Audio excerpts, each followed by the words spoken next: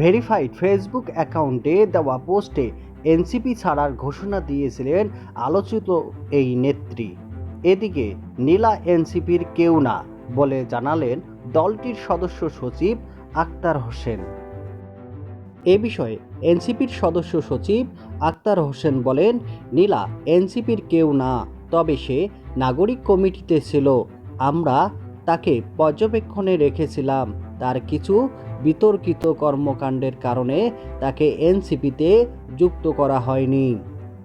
এদিকে নীলা বলেন, একটি দলে একজন নারী হেনস্থ শিকার হওয়ার পরেও অপরাধীর কোনো বিচার হয়নি, উল্টা দলীয় ছত্রছায়ায় সে বুক ফুলিয়ে ঘুরে বেড়াচ্ছে।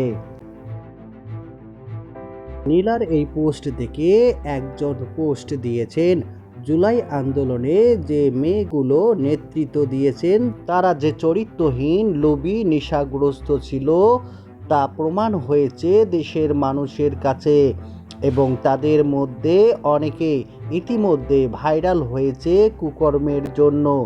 এই মেয়েগুলো শেষ পর্যন্ত টিকে থাকতে পারল না এনসিপিতে। রুচিহীন নীলাও সম্পর্ক ছিন্ন করল, দাঁত বড় উমা ফাতেমাও সম্পর্ক ছিন্ন করেছে বহু আগে। আরও বহু নারী সম্মান হারানোর ভয়ে এনসিপি ছেড়েছে। এই চরিত্রহীন, লোভী, নেশাগ্রস্ত, রুচিহীন নারী এনসিপির কাছে নিরাপদ ছিল না।